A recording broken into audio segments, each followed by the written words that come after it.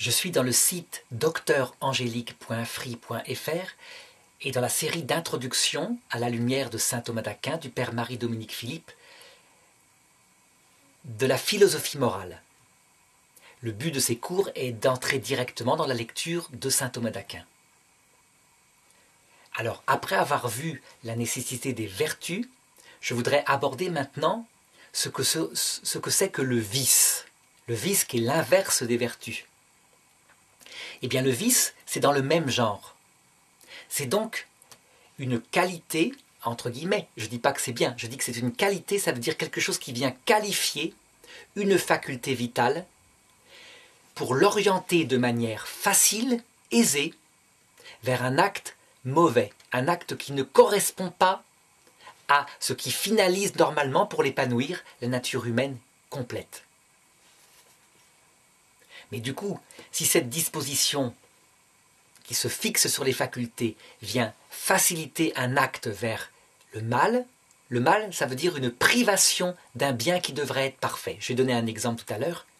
Eh bien, on voit qu'en conséquence, le vice va rendre difficile l'acte de vertu. Mais d'abord, qu'est-ce que j'appelle le mal moral ?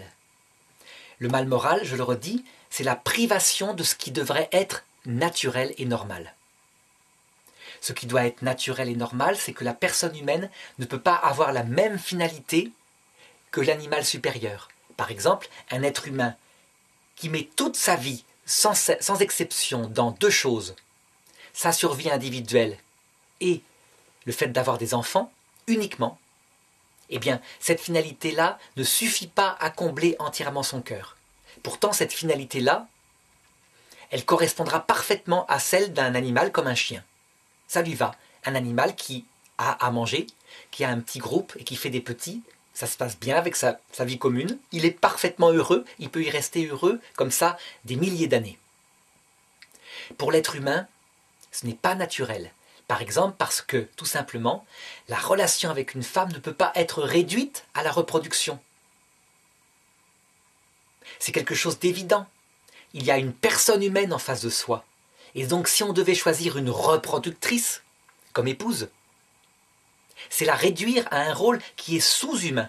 Et donc soi-même, dans son esprit, dans sa finalité spirituelle, c'est donc se donner une intention de vie qui est sous-humaine par rapport à sa propre nature humaine, faite pour le respect, l'amour d'amitié, etc. Il y a, et on le voit en philosophie, une autre forme de vice qui consiste à ne jamais accepter de se poser aucune question sur le sens profond de la vie.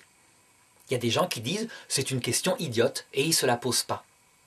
Eh bien, comme ce n'est pas naturel à l'être humain, puisque l'être humain naturellement sait qu'il va mourir et donc s'en inquiète, eh bien, il y a là une frustration profonde d'un acte de l'intelligence qui s'appelle la sagesse et qui provoque, il ne faut pas s'en étonner, les angoisses, la plupart des angoisses actuelles, c'est-à-dire que les gens, ils ont tout matériellement, ils sont riches comme jamais, ils risquent avec une crise économique là de perdre peut-être 5-10% de leur richesse, c'est-à-dire rien par rapport à il y a 30 ans où on était 2 fois moins riches que maintenant, et ça les angoisse, ils ne savent pas pourquoi. Et profondément, c'est parce qu'il y a une frustration spirituelle sur la question profonde, qu'est-ce que je fais sur Terre, qui suis-je, où est-ce que je vais, est-ce qu'il y a un sens à tout cela ? Donc le mal est la privation de ce qui est naturel à un être donné. Il n'est pas mal pour un caillou de se désintéresser de ce que c'est que l'amitié. Il n'est pas mal pour une plante de ne pas chercher à avoir une vie sensible. Mais il est mal pour un être humain de réduire sa vie à la vie purement végétative. C'est un handicap à ce moment-là. Une personne qui a perdu toute faculté sensible et spirituelle, on dit que c'est un légume, c'est qu'elle est handicapée, elle a eu un accident. C'est un mal. C'est un mal là, ici, qui est d'ordre physique, donc une privation d'une perfection physique et spirituelle. Et puis il y a le mal moral, qui est une privation d'une finalité qui est naturelle. Alors ceci étant dit, je voudrais établir quels sont les vices principaux qui menacent ? Eh bien, en réfléchissant bien et en regardant les choses, on s'aperçoit que finalement on retombe sur ce qu'on avait dit dans la question sur la liberté, où j'avais dit qu'il y avait finalement deux formes de liberté éthique, des gens qui disaient « ça consiste à faire ce que je veux quand je veux ». Et c'est vrai, ils ont une liberté comme des dieux, des petits dieux. Mais du coup, comme ils ne font que ce qu'ils veulent quand ils veulent, ils ne peuvent pas s'engager par rapport à une personne, puisque là justement on ne peut plus faire ce qu'on veut quand on veut, et donc ils n'ont pas d'amitié. Et en conséquence, ils se finalisent par des biens immédiats qui peuvent leur donner du plaisir. L'autre liberté consiste à harmoniser sa finalité avec le bien qui est vraiment ce qui correspond à l'être humain, en faire sa fin, et du coup, même si on n'est pas entièrement libre, on ne peut pas trahir son ami, on ne peut pas abandonner sa femme, eh bien on obtient le bonheur, et en conséquence, le bonheur rend libre, parce qu'on est pleinement épanoui dans tout ce qu'on est. On le voit bien du coup, du côté moral, quand on analyse les choses profondément, quelqu'un qui trouve la bonne finalité va dans le sens de la vertu, s'il s'habitue à le faire, il va acquérir les vertus de la bonne finalité, le respect des personnes, l'amitié, le fait de mettre l'argent après comme un moyen et non pas comme une finalité, etc. Des choses qui n'ont pas besoin d'être discutées beaucoup. Mais ceux qui ont une autre finalité, qui mettent l'argent comme prioritaire par exemple par rapport à l'amour de leur propre femme, ou qui font de leur femme un simple instrument de plaisir sexuel, donc qui établissent une finalité inférieure à ce qu'elle est, eh bien ils sont dans le sens du développement d'habitus, de vertus mauvaises, qu'on appelle des vices. Et quelle est la vertu finalement? Le vice universel qui explique toutes ces choses-là. C'est ça qu'il faut trouver. Il faudrait trouver s'il n'y a pas dans le mal une sorte de principe, un ordre particulier qui permet de l'expliquer.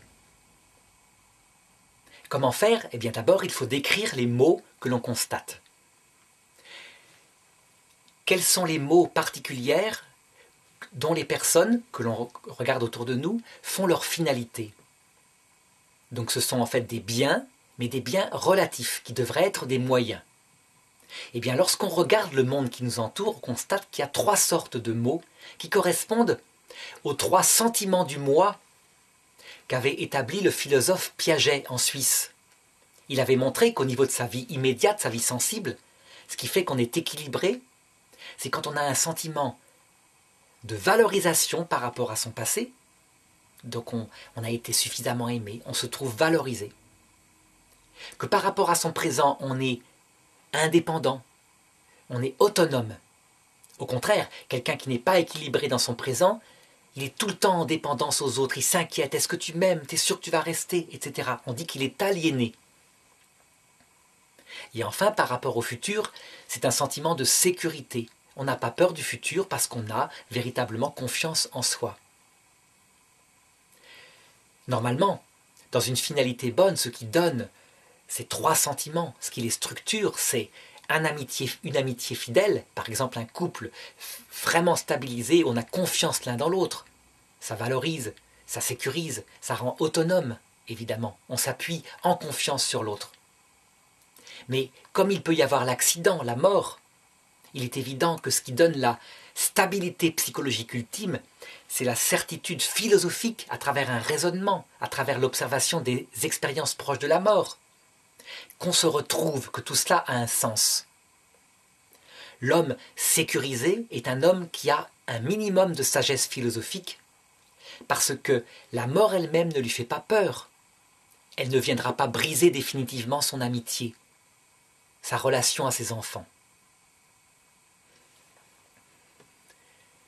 Au contraire, du côté des vices, eh bien, on constate que, habituellement, ce sont les finalités qui peuvent, en apparence, et de manière assez éphémère hélas, combler les trois sentiments du moi qui sont les plus fréquents. Et qu'est-ce qui comble le plus la valorisation? Eh bien c'est la gloire, la recherche de la gloire, le fait d'être admiré qui comble la valorisation. Qu'est-ce qui comble le plus la sécurité, qui fait qu'on n'a pas peur de l'avenir? Eh bien c'est la possession d'argent. L'argent, ça résume tout ce qu'on peut acheter. Et donc c'est la potentialité de ne manquer de rien. Un homme sécurisé, il ne place pas son argent dans un seul panier. Il a une maison, il a des titres, il a du liquide, il a un lingot d'or. Et donc si un panier s'écroule, les autres paniers sont là, il est sécurisé. C'est très bien cette chose-là, quand la finalité est sa propre famille. Mais quand la finalité est l'argent lui-même, pour l'argent, uniquement, et que l'homme est comme cet homme qui avait des greniers et qui dit « cette fois rien ne pourra m'arriver », et l'Évangile rapporte « et ce soir même, fou que tu es, on te reprend ta vie ». Donc quand l'argent est la finalité ultime, il n'y a que ça qui compte, et qu'il n'est pas finalisé par sa famille, d'abord il provoque des effets négatifs, c'est-à-dire qu'il fait souffrir les siens. Souvent ils vivent dans la très grande pauvreté, parce qu'on accumule des comptes en banque au cas où. Et en plus, on se donne une finalité qui ne correspond pas à la nature profonde de l'esprit, une finalité mauvaise. Qu'est-ce qui rend autonome par rapport au présent, qui fait qu'on est bien maintenant, à l'instant présent? Eh bien, ce sont les plaisirs. Les plaisirs immédiats, donc ça peut être le plaisir de la table, ça peut être le plaisir sexuel, mais ça c'est très éphémère. Et ça peut être pour les adolescents, le plaisir sentimental, qui est plus stabilisé, qui dure plusieurs mois, et qui rend véritablement autonome. Mais en fait, dans ce que je dis être le plaisir sentimental, je ne parle pas de l'amour véritable d'une personne, je parle de l'amour, de ce plaisir que sa présence nous apporte. Eh bien, ces trois finalités-là, donc les gloires ou les honneurs, les plaisirs et les richesses, quand on regarde bien le monde finalement, c'est ce qu'il y a de principal qui fait tourner les choses, malheureusement, en tout cas médiatiquement. Médiatiquement, présenter un couple stable, fidèle, qui ne fait pas parler de lui chez des artistes, ça ne fait pas tellement vendre. Mais présenter un couple qui a des frasques, des ruptures sans cesse, des changements, par exemple une artiste qui aurait des changements perpétuels de compagnons, qui se bagarre pour l'argent, qui fait du buzz pour avoir de la gloire, etc., ça fait vendre. Ça veut dire que notre affectivité, notre curiosité, qui est une autre forme de vice, est plus attirée par le mal que par le bien. Le bien, il est calme, il ne fait pas de vagues. Et le mal, il est excitant, il est spontané en apparence, mais aussi quelle source de malheur. Parce qu'évidemment, il ne comble pas le cœur entier de l'homme. Alors je peux signaler que, à cet égard-là, dans l'étude des vices, il y a une étude très intéressante faite par saint Augustin en philosophie et qu'il appelait l'étude des 7 péchés capitaux. C'est tout à fait là que ça se situe en philosophie. Les 7 péchés capitaux, ce sont les 7 vices principaux, mais qui en fait sont issus des 3 que je viens de citer. Si on se rappelle la liste traditionnelle qui vient de bien avant des pères de l'Église, on a donc la gourmandise, ou plutôt la goinfrerie, qui est une faute capitale en ce sens que c'est pas quand on a à manger que ça se produit, c'est quand on a connu le manque de nourriture et que la nourriture, la peur d'en manquer devient l'obsession absolue, au point que cet homme-là trouve une nourriture, il mange le plus possible, autant que possible, ne serait-ce que parce que peut-être qu'il n'aura pas un repas après, et tant pis pour les autres. Ou l'accumulation de boîtes de conserve au cas où. Et ce vice-là, particulier, on le voit, est très loin de la gourmandise qui, elle, est une qualité esthétique, de sociabilité. Mais le mot, malheureusement, a changé. Dans les plaisirs, il y a aussi la luxure. La luxure, ce n'est pas le sexe dans le cadre de l'amour, dans le cadre de l'amour de sa femme, de son mari. C'est le sexe finalisé précisément par le sexe seul, par le plaisir uniquement. Aucune idée, évidemment, d'enfant là-dedans, c'est le catastrophe. Et aucune idée d'attachement amoureux. Ça c'est la dépendance, on ne veut pas. Donc uniquement le sexe pour le sexe, ça s'appelle la luxure. Et dans les plaisirs, il y a la paresse. Donc voilà les 3 péchés capitaux que saint Augustin liait à la première convoitise, à savoir les plaisirs. Et puis ensuite, lié à l'argent, à la possession qui sécurise, il avait cité 2 grands péchés capitaux, à savoir, premièrement, l'avarice, évidemment, donc là c'est directement lié à l'argent, l'accumulation maladive de biens, mais aussi l'envie qui fait que on veut posséder la chose que l'autre a et que nous n'avons pas. Ça peut être des qualités spirituelles, ça peut être une femme que lui, il a et qu'on estime plus belle que la sienne propre. C'est de l'ordre de la possession. Et enfin, du côté des honneurs, de la gloire qui se voit, il y a 2 péchés capitaux que citait saint Augustin, à savoir l'orgueil qui est spécial. L'orgueil, c'est pas du tout la même chose que la vanité. L'orgueil, c'est la certitude intérieure qu'on est vraiment le meilleur et du coup, on n'a pas besoin de l'admiration des autres. L'orgueilleux est un solitaire. Tandis que la vanité, c'est véritablement ce qui correspond aux honneurs. On a besoin d'être entouré, admiré, adulé. Et puis la colère. La colère, c'est-à-dire cette réaction exagérée quand on estime que son propre honneur a été bafoué. Par exemple, quelqu'un est passé sans nous regarder ou nous a marché sur le pied. C'est une partie de ce qu'on appellerait la recherche des honneurs et de la gloire. Mais en réalité, quand on regarde cette liste des péchés capitaux, capitaux ça veut dire qu'ils sont à la tête de comportements, toute une tête négative et destructive. Eh bien on s'aperçoit qu'il y en a bien d'autres. C'était une liste à l'époque. Par exemple, dans les plaisirs, on devrait ajouter l'alcool, la drogue, mais aussi le plaisir du jeu. Le plaisir du jeu qui lui est bizarre parce qu'il est intermédiaire entre le plaisir, donc cette sensation de pouvoir gagner, mais aussi avec la possession. Parce que c'est l'idée de gagner de l'argent, tout d'un coup, de faire fortune, de se refaire. Les deux sont mêlés.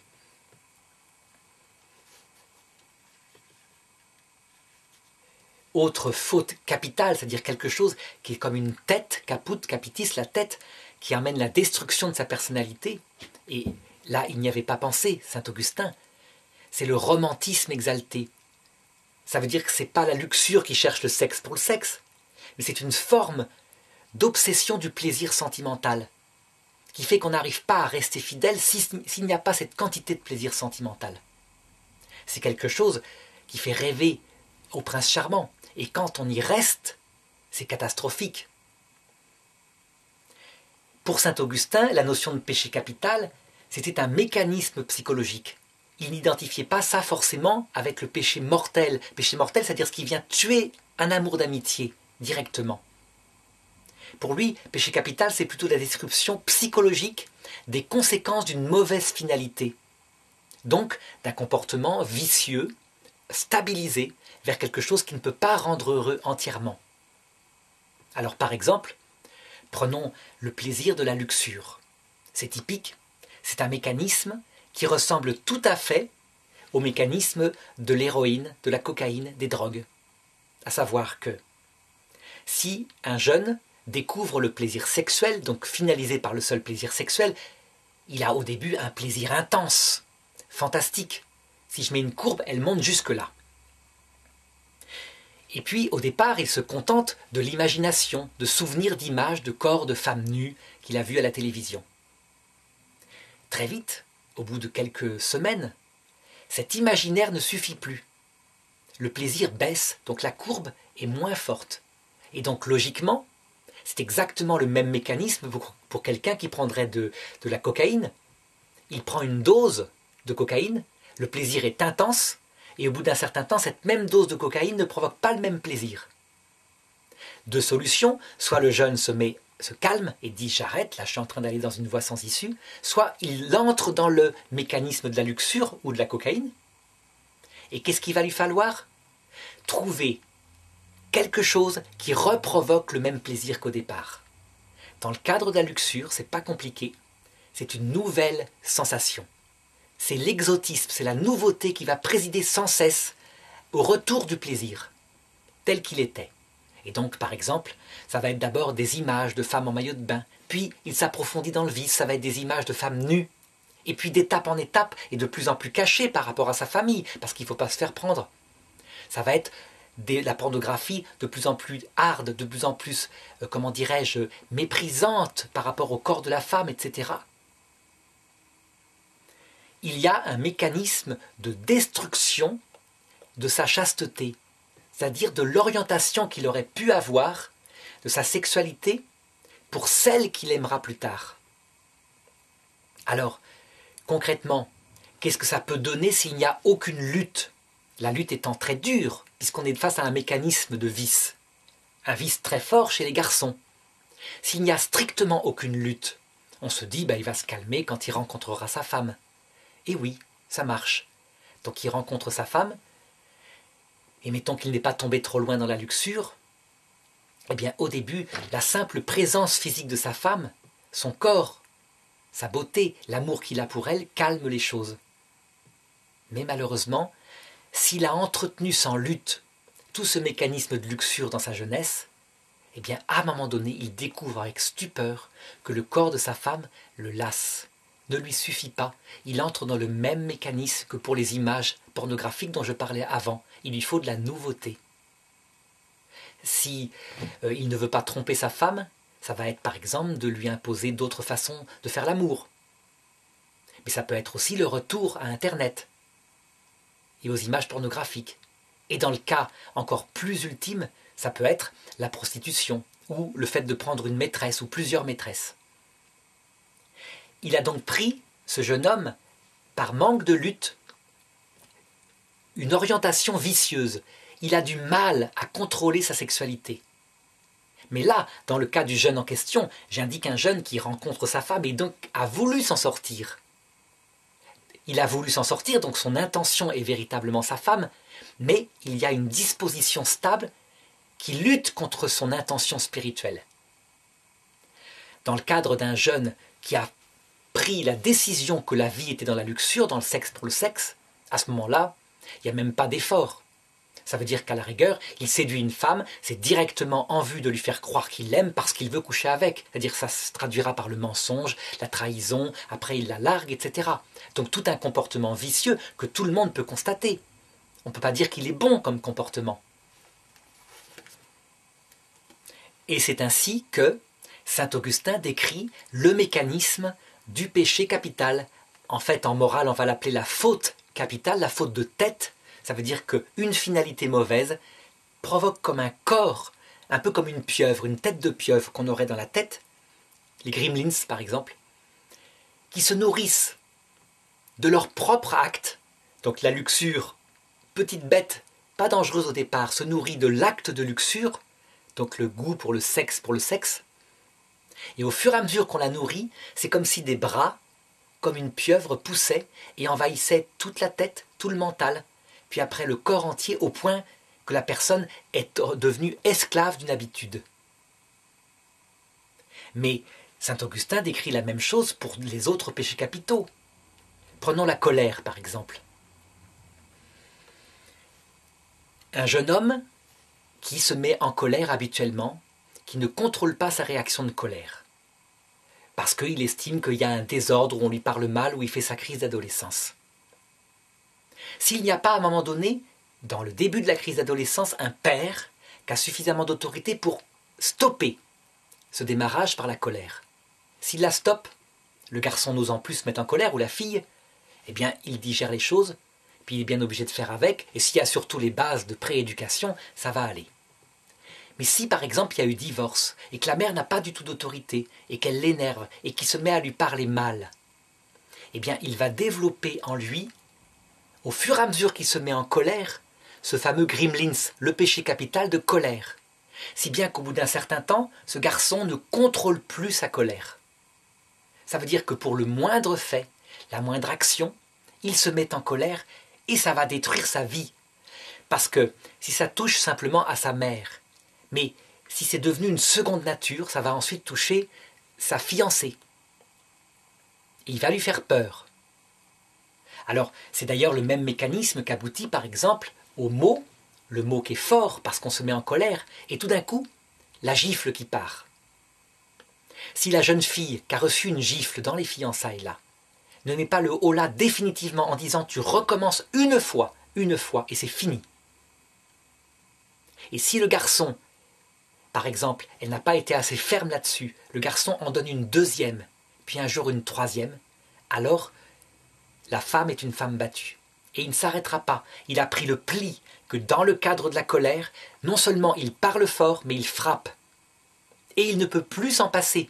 Ça veut dire que si tout d'un coup il voit que son couple va casser parce qu'elle veut partir, il a énormément de mal à arrêter de frapper parce que c'est une habitude. C'est devenu une disposition stable, vicieuse, et c'est catastrophique. Ce qui veut dire donc que par rapport à la colère, on a le même mécanisme de faute capitale, avec ce corps monstrueux qui sort d'elle, et l'obligation pour les parents, dans la petite enfance, de la calmer modérément. L'absence totale de capacité de se mettre en colère est un vice. Les vices sont dans des excès, soit dans un sens, soit dans l'autre. Mais une colère doit être mesurée par la prudence, ça veut dire qu'elle est choisie, elle est contrôlée en vue de la finalité, c'est ce qu'on verra lorsqu'on verra la vertu de force. Une colère qui dirige notre propre vie, où notre esprit se met en marche derrière elle, c'est un vice. Et c'est un vice capital qui vient détruire la vie, l'amour, etc. au bout d'un certain temps. Ces vices capitaux, donc traditionnellement au nombre de 7, et en réalité, il faudrait refaire la liste. Il y a des plaisirs de tête, c'est toutes les finalités qu'on peut mettre. Ces vices capitaux sont source, hélas, de vices, comment dirais-je, qui sont dégradés d'eux, qui viennent d'eux. Par exemple, moi personnellement, je ne rangerais pas la colère parmi un vrai vice capital, mais plutôt parmi les conséquences des autres vices capitaux. Parce qu'en réalité, on peut se mettre en colère non seulement parce qu'on défend sa gloire, mais on peut se mettre en colère parce qu'on défend son plaisir. Donc dans le cadre, par exemple, de la gourmandise, de la goinfrerie. Un homme qui ne pense qu'à sa nourriture parce qu'il risque d'en manquer, et un autre arrive et risque de lui en prendre un peu, aussitôt développe une colère. Donc la colère n'est pas la tête de son acte. La tête de son acte, c'est plutôt sa survie, sa nourriture. Et donc la colère est une conséquence. Et s'il tue pour un bout de pain, ça a été une conséquence de la colère, de la goinfrerie. Donc je ne rangerai pas personnellement la colère parmi les vices capitaux, mais je rangerai d'autres parmi des vices capitaux. Que je l'ai dit tout à l'heure dans la liste.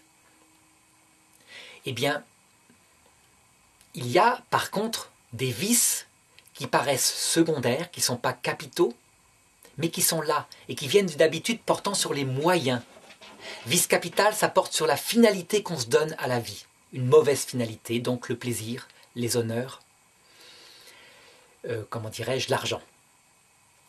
Et les vices non capitaux, c'est quand ils portent sur des moyens au service de cette fin. Exemple, il y a du plaisir à être en communauté. Et l'un des moyens, c'est de parler. Et parfois, c'est amusant de se moquer gentiment des autres personnes. Mais si cette chose qui est gentille au départ, qui est de bon esprit, qui n'est pas méchant, et on peut le dire face à lui quand il arrive avec le même rire franc, devient une habitude de dire du mal dans le dos. Parce que c'est occupant, parce que c'est excitant, parce que c'est amusant, parce que ça fait mousser le sens du commérage. Eh bien, on entre dans un vice terrible qui s'appelle la médisance. Et la médisance, qui au départ est un petit jeu, qui n'est pas sorti directement, qui n'est pas directement la recherche de l'argent, mais qui est une conséquence peut-être de la recherche du plaisir et de la vanité, de la gloire un peu. Eh bien, elle va détruire les communautés. Il n'y a rien de plus pour détruire les communautés de travail, les communautés,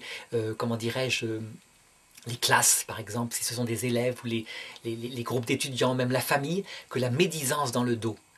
Des paroles dites négativement, qui sont forcément répétées tôt ou tard, qui fait que la personne qui a reçu des paroles mauvaises le sait, en est touchée, du coup elle-même peut dire des paroles mauvaises, et ça détruit, ça ronge profondément les communautés. C'est une attitude vicieuse, c'est un vice qui peut être acquis. Il y a des personnes qui sont médisantes, et d'autres qui ont la vertu de ne jamais dire du mal de quelqu'un, sauf si c'est constructif, c'est-à-dire face à elle, ou alors en vue de construire mieux la communauté et le bien commun, c'est nécessaire par moment. Alors j'ai montré tout au long de cette leçon la diversité immense des vices, mais qui en fait se réduit à 3 vices principaux, qui sont correspondant à la nature humaine profonde, donc ce qui donne la valorisation, la gloire, ce qui donne l'autonomie, les plaisirs, ce qui donne la sécurité, l'argent. Est-ce qu'il n'y aurait pas un principe d'intelligibilité qui permette d'unifier ce royaume du mal, de comprendre véritablement ce qui l'unifie? On dit qu'il y a une unité, et quand on comprend cette unité, on a une meilleure compréhension du tout. Sinon, on en reste à la description. Donc pour chercher cette unité, il faut procéder à une induction analogique, synthétique, en se demandant qu'est-ce qu'il y a de commun à tous les vices? Eh bien, en regardant bien les choses, on s'aperçoit que ce qui est commun, c'est l'amour égoïste de soi. Ça veut dire que dans tous les cas, la personne n'a pas comme finalité l'autre en premier, mais soi-même en premier. Alors, je voudrais distinguer cet amour égoïste de soi de l'amour naturel de soi. Ça, je l'avais vu au début de l'analyse de l'activité éthique en montrant que tout homme nécessairement cherche le bonheur. On est programmé comme ça. Et que quoi qu'on fasse comme acte libre, on cherche le bonheur. Cette chose-là, elle est naturelle, elle est innée, elle n'est ni bonne ni mauvaise, elle n'est certainement pas un vice. Comme dit l'Évangile, il faut s'aimer, aimer les autres comme on s'aime soi-même. Ça veut dire que c'est quelque chose de naturel. On s'aime soi-même, c'est bon. On se cherche le meilleur bien. C'est ensuite qu'apparaît la responsabilité, quand on oriente cet amour fondamental de soi vers une intention de vie choisie. Et j'avais donc montré que, finalement, deux intentions étaient possibles. L'amitié, la recherche de l'être premier, donc l'autre, vers lequel on se tourne, qui nous fait grandir. Ou alors, autre finalité, la recherche immédiate de soi, tout de suite, à l'instant, dans l'urgence, à travers plaisir, honneur, gloire, etc. J'avais montré dans une leçon que c'était d'ailleurs au service de cet amour de soi qu'on mettait en premier une forme de liberté particulière, à savoir faire ce que je veux quand je veux. Très souvent d'ailleurs, dans cette perspective toujours pareille, d'une recherche de son plaisir immédiat, on voit le monde actuel parler beaucoup du mot tolérance. Tolérance dans le sens, tous les comportements sont admissibles sauf ceux qui empêchent la liberté de quelqu'un. Donc par exemple, le viol est intolérable parce qu'on viole la liberté d'une personne libre. Par contre, si deux personnes adultes cherchent réciproquement dans un contrat naturel la luxure, le sexe pour le sexe, et qui sont au courant, le monde actuel n'y verra rien à dire, c'est la tolérance. Par contre, la philosophie morale, elle dira que dans ce cas-là, on cherche une finalité qui est inférieure à ce qu'on devrait. On réduit la personne de l'autre à son corps. Et donc, pour ce qui nous concerne, nous, individuellement, on ne peut pas, dans une morale bonne, tolérer pour soi, pour soi-même, on n'a pas à juger les autres, mais tolérer pour soi-même une telle finalité. On ne doit pas accepter de réduire, par exemple, sa femme, dans sa tête, à ce corps dont on profite par moment, et tant pis pour le reste. On ne peut pas le tolérer en soi, c'est une faute morale. Eh bien, dans cette morale du vice, c'est l'inverse. Il est même parfois devenu immoral qu'une personne exige la fidélité de son conjoint, puisque en l'exigeant, elle est liberticide. Elle l'empêche de s'épanouir selon sa liberté, faire ce qu'elle veut, quand elle veut.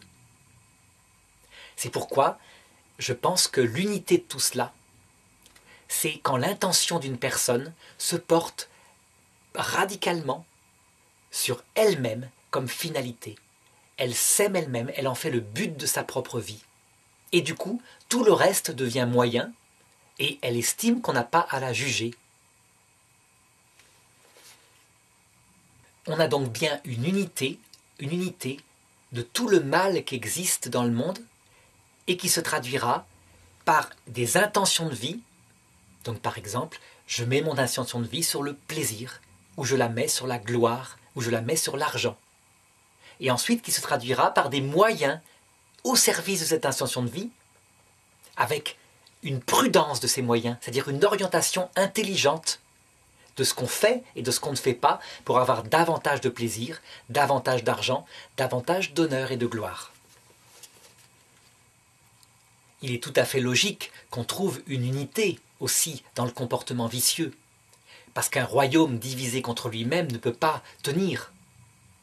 Donc, l'homme vicieux et qui a sa prudence sait gérer intelligemment les plaisirs. Il sait très bien que s'il use sans cesse les plaisirs à travers des excès, il n'aura plus au bout d'un certain temps de plaisir. Donc il y a une sagesse du plaisir, une forme d'épicurisme. Je ne veux pas réduire la philosophie épicurienne, par contre, la seule recherche du plaisir. Non, c'est dans le sens vulgaire que j'utilise ce mot-là. Il y a aussi, dans cette approche morale, donc centrée sur l'amour de soi, une considération philosophique sur la philosophie, par exemple, du bien, telle qu'Aristote l'a développée, en disant « c'est relatif, c'est une philosophie parmi d'autres ».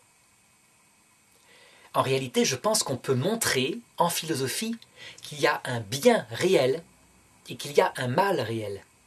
Sauf que le mal n'existe pas. Le mal, c'est juste la privation de ce qui devrait être normalement le bien. Je crois qu'on ne peut pas relativiser comme ça le bien et que toute personne qui réfléchit 2 minutes se rend compte que réduire une personne humaine à du sexe, c'est un mal parce qu'une personne humaine, ce n'est pas que cela.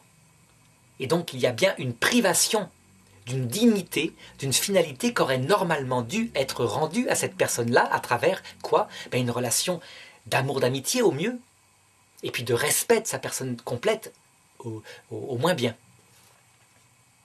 C'est pourquoi je dirais que la philosophie morale actuelle qui semble présider et qui relativise tout en disant il n'y a ni bien ni mal, c'est une question, comment dirais-je, de personnalité, de culture, etc. Je pense que c'est parce qu'elle était portée entièrement par une génération qui avait opté pour le relativisme de l'amour de soi, où tout est possible du moment que ça fait plaisir. Seulement, cette philosophie-là, elle a ses règles, et elle sème les propres fruits qu'elle porte dans le reste de la vie. Donc pour illustrer ça, je voudrais raconter une anecdote très intéressante, qui me montre un petit peu ce qui s'est passé. Il s'agit d'une femme assez célèbre parce qu'elle a mis en scène des films. Elle fait partie de la génération en question, donc il est interdit d'interdire, tout cela. Et cette femme-là a fait des livres, des films sur la luxure, des choses comme cela. Récemment, elle a maintenant autour de 65 ans, récemment, elle a voulu faire un film, produire un film sur un escroc notoire, international, qui s'appelle Rocancourt. Et alors, elle est au courant, elle sait que c'est un escroc, un grand séducteur, donc elle l'a d'abord reçu, et lui, il s'est rendu compte de son extrême fragilité. Elle était seule, elle avait divorcé, elle n'avait pas d'enfant pour la protéger, et il a fait son cinéma. Le cinéma d'un grand escroc, qui consiste à montrer plein d'amour, plein de prévenance, etc. Et puis après, l'ayant accroché, il lui a demandé ses économies, qu'elle lui a prêtées, en disant « tu me les rendras un ». Et évidemment, ce qui devait se passer s'est passé, à savoir qu'il a filé. Le film ne s'est jamais fait. Et que cette personne-là, brisée par cette trahison, est apparue sur les médias et a déclaré qu'elle porterait plainte. Cette histoire-là m'a manifesté pour moi, et je ne sais pas du tout pour me moquer, c'est vraiment, au contraire, dans un grand sentiment de compassion. Ce que porte en elle une éthique qui n'est pas parfaitement humaine. C'est-à-dire qu'elle sème en elle du malheur. Si on pense que l'éthique du plaisir immédiat est la seule valable, il est logique qu'on récolte à un moment donné, quand on a vieilli, la solitude. Mais on n'est pas fait pour la solitude. Parce que la personne humaine, elle est toujours là. On est fait pour l'amitié fidèle. Et cette femme âgée avait soif d'une amitié fidèle, tout simplement. Donc le bien naturel à l'esprit humain, cette syndérèse qui n'oriente pas vers l'immédiateté, mais vers quelque chose de beaucoup plus stable, la conduite à croire dans la droiture de ce garçon qui était un escroc. Et une femme de 65 ans, qui a de l'expérience, il sait qu'il a été condamné, se fait malgré tout prendre, ce qui indique le degré de souffrance où est une partie de cette génération. Et pourtant, médiatiquement, jamais ce ne sera reconnu. Cette génération dira, mais non, on est libre, on fait ce qu'on veut quand on fait ce qu'on veut, c'est le plaisir. En réalité, le soir, il y a énormément de solitude, énormément d'angoisse et même de la misère sexuelle. Parce que le sexe cherché pour le sexe produit de l'absence de sexe. Donc, On pourrait disserter des heures sur ce mécanisme des péchés capitaux, des fautes capitales, c'est-à-dire des mécanismes de destruction de la personnalité à travers des finalités mauvaises. Mais je pense qu'avec ça, c'est suffisant, et que c'est à chacun, à travers les romans, les histoires, les regards sur les choses, de comprendre l'immense complexité de toutes les fautes capitales dans la vie morale.